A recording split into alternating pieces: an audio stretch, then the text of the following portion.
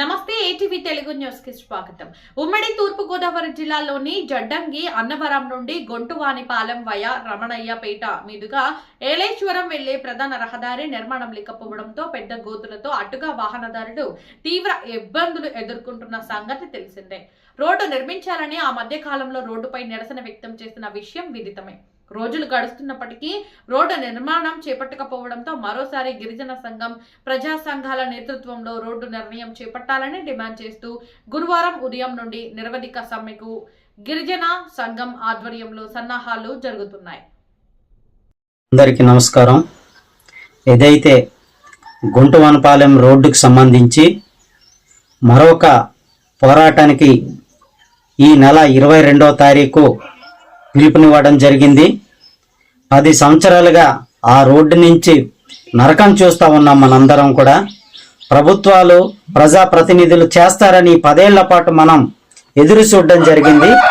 అయినా ఈ ప్రభుత్వాలు స్పందించకపోవడంతో జూలై నెలలో ఒక కార్యక్రమం చేయడం జరిగింది. మేము అలాగే ఆగస్టు నెలలో స్టూడెంట్స్ యూత్ ఆధ్వర్యంలో మరొక కార్యక్రమం చేయడం జరిగింది. సెప్టెంబర్ నెలలో మన అందరం కలిసి భారీ ఎత్తున లక్ష్మీపురం జంక్షన్లో వేలాది మందితో కార్యక్రమం చేశాము. ఆ కార్యక్రమంలో ప్రభుత్వం వరకు వెళ్ళింది, కానీ కనీసం మన రోడ్డు మీద ప్రభుత్వానికి సీమ కుట్టినట్టు కూడా అనిపించలేదు.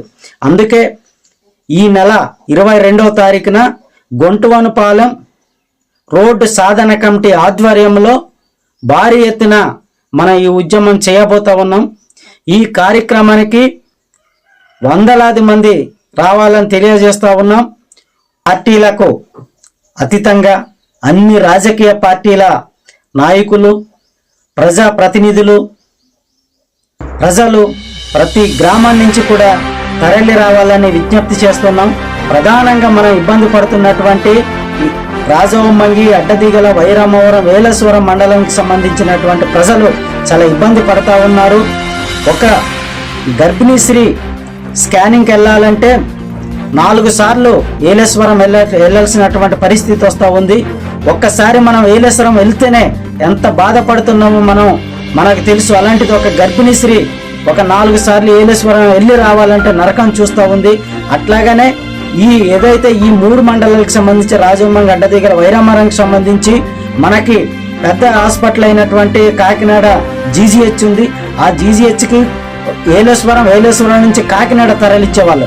ఇప్పుడు అంబులెన్సులు ఏలేశ్వరం వెళ్ళట్లేదు, రంపచోడవరం అటు తరలిస్తూ ఉన్నారు. రంపచోడవరం నుంచి రాజమండ్రి వచ్చి కాకినాడ వచ్చేసరికల్లా ప్రాణాలు కోల్పోయినటువంటి పరిస్థితి అనేక మనం చూస్తూ ఉన్నాం.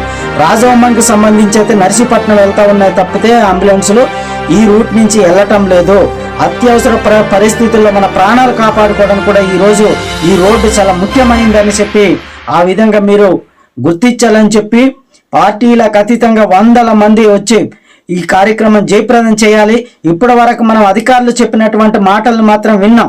ఈసారి అధికారులు చెప్పినటువంటి మాటలు వినే పరిస్థితి లేదు. ప్రభుత్వం దిగొచ్చి రోడ్డు పనులు ప్రారంభించే వరకు నిరవాధిక నిరసన కార్యక్రమాన్ని మనం పిలుపు ఇవ్వడం జరిగింది. రాత్రి పగలు అక్కడే కూర్చుంటూ ఉన్నాం.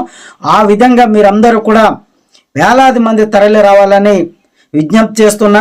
ఈ వీడియో చూసినటువంటి ప్రతి ఒక్కళ్ళు, ప్రతి మనిషికి, ప్రతి ఊరికి, ప్రతి వాడకి ఆ విధంగా మీరు ఈ వీడియోను షేర్ చేసి మీకు మీరే స్వతంత్రంగా పాల్గొని ఈ పెద్ద ఎత్తున చేయబోతున్న కార్యక్రమాన్ని విజయవంతం చేయాలని తెలియజేస్తూ నా పేరు లోతా రామారావు.